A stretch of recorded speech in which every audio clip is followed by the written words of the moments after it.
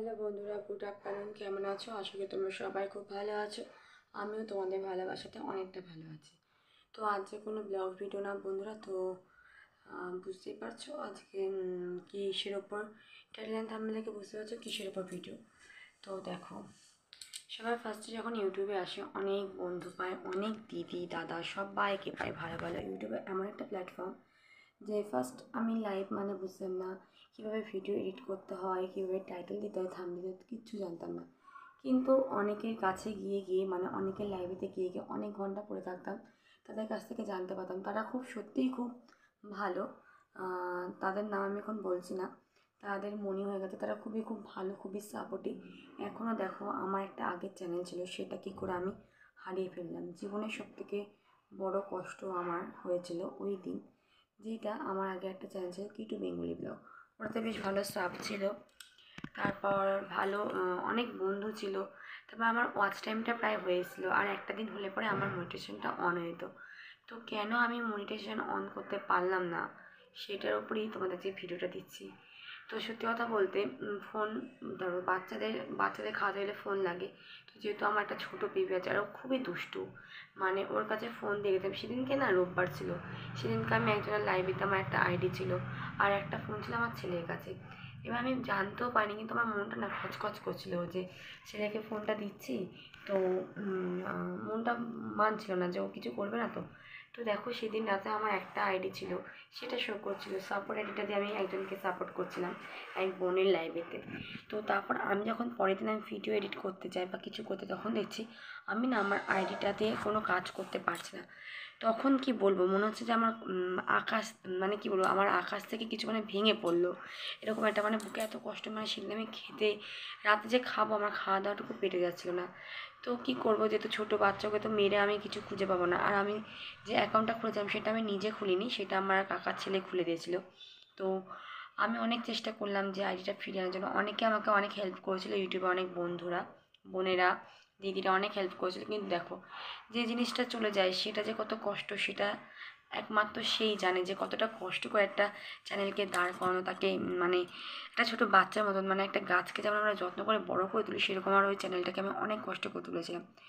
তার মধ্যে আমি ধরো সাপোর্টের ব্যাপার থাকে, যেহেতু আমার বর মানে পছন্দ করতো না যে আমি ভিডিও করি বা কিছু, মানে আমাকে খুব একটা সাপোর্ট করতো না। প্রথমের দিকে তো খুব একটা সাপোর্ট করতো না, যখন মাঝামাঝি মানে আমি প্রায় হয়েছিল, তখন দেখছি যে ওকে তো বলে কিছুই কাজ নেই, মানে দেখছি যে আমার বউকে বলে কী হবে, ও তো এটা নেই, একটা তো কোনো না কোনো একটা কাজ করছে। তো কি বলবো, তো এটা আমি নিজের ইচ্ছাতে বা শখে আমি ইউটিউবে নেমেছিলাম। তো ভাবলাম যে বাড়িতে বসে থাকবো, বাচ্চার সাথে কোনো কাজ থাকে না, তো কী একটা করবো, তো নিজেকে তো একটা সময় কাটানো দরকার। তো অনেক দিদি, অনেক কাকা কাকিমা, অনেক সবাইকে পেয়েছি, মানে এমন এমন মানুষদেরকে ইউটিউবে পেয়েছি যে তাদেরকে পরেও যখন আমি চ্যানেলটা খুললাম, তারপর তো চ্যানেল খুলবো কি খুলবো না ভেবেছিলাম যে সরে যাবো আইডি থেকে। কিন্তু না, ঘুম আসতো না, মানে তাদেরকে খুব মিস করতাম। তার মধ্যে ধরো অনেকে ছিল যেমন, তাদের সাথে খুব মানে নিজের সম্পর্ক, রক্তের সম্পর্ক না থাকলেও যে ইউটিউবে সে আমার একটা প্ল্যাটফর্ম পেয়েছি, মানে তাদের সাথে একটা সম্পর্ক হয়ে যেত। তাদের ভিডিও দেখতাম, তাদের কমেন্ট করতাম, তারা বলতো যে তুমি চ্যানেল খোলো। কী করে হলো, সবাই ফোন করতো। তো আমাকে একদিন রিঙ্কুদি ফোন করেছিল, ফুডি রিঙ্কুতে, ওর মনে হয়ে গেছে মনিটেশন হয়ে গেছে। ওই দিদি এলবিতে ফার্স্ট যখন আমি লাইভ করলাম তখন দিদি এলবিতে গেছিলাম। তারপর থেকে দিদির সাথে আলাপ খুব ভালো। তার মধ্যে আছে কৃষ্ণাপুরী লাইফস্টাইল, ওই বোন ছিল আমাকে। তারপর হলো মৌসুমিদি ঘরকন্যা, যেটা আমাদের এখানেই বাড়ি, আমাদের বনগাঁতেই বাড়ি ওই দিদির। আরও অনেকে আছে, তাদের নাম বলছি, মনে পড়ছে না। তার মধ্যে কাকিমা আছে আমাদের, কুশল কৈরি ব্লগ কাকিমা। ওই কাকিমা খুব সাপোর্টিভ, প্রত্যেকটা মানুষকে খুব সাপোর্ট করতো।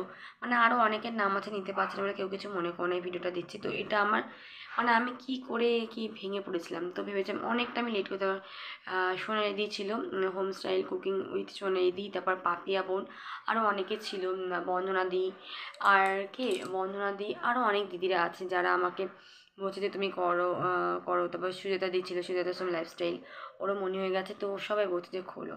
তখন না অনেকটা আমি লেট করে পেতাম। তো তারপর না নিজের আইডিটা খুললাম একদিন, শর্টসের চ্যানেল দিয়ে শর্টস কয়েকটা দিতাম।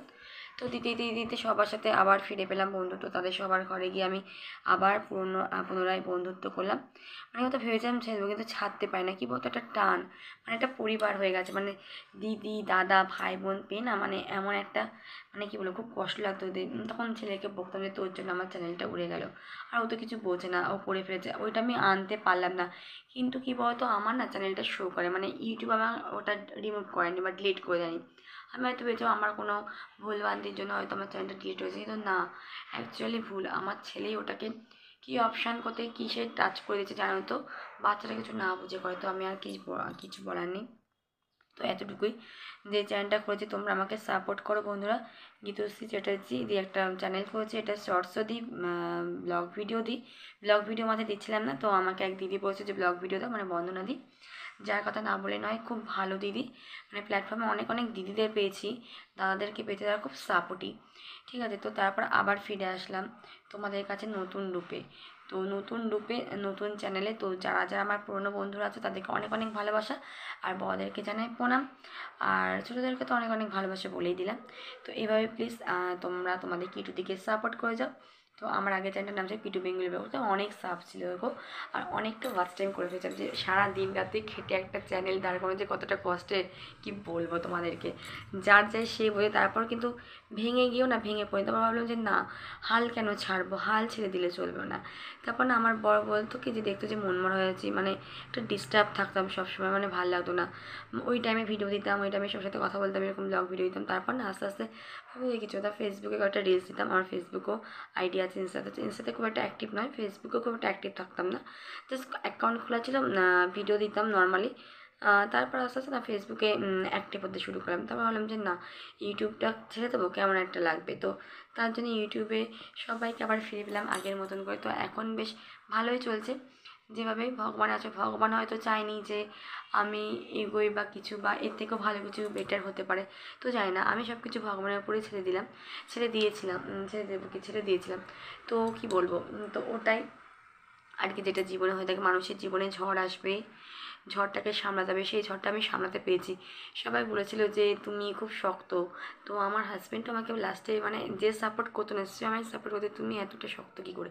মানে এখানে যদি অন্য কোনো মেয়ে থাকতো তারাও এত শক্ত হতো, আমাদের মানে নারীরা কত কি না পারে বলো। তো এই ভিডিওটা তোমাদের কেমন লাগলো অবশ্যই কিন্তু কমেন্ট করে জানিও বন্ধুরা। আশা করি ভালো লাগবে। তোমরা কেমন কি ইসের ওপর ভিডিও দেখতে চাও, আমার এই গীতশ্রী চ্যাটার্জি এই নিউ ইউটিউব চ্যানেলটাতে তোমরা প্লিজ সাবস্ক্রাইব করে দিও বন্ধুরা। পাশে থাকা বেলটা অন করে প্রেস করে প্রতিটা ভিডিও নোটি তোমাদের কাছে পৌঁছে যাবে। শেয়ার করো, সাবস্ক্রাইব করতে ভুলো না। তো চলো, এখানে ভিডিওটা আমি এন্ড করছি। সবাই তোমরা ভালো থাকবে, সুস্থ থাকবে, আর নিজেদের খেয়াল রাখবে। তো চলো টাটা, আবার দেখা হচ্ছে নেক্সট কোনো দিন নেক্সট কোনো ব্লগে।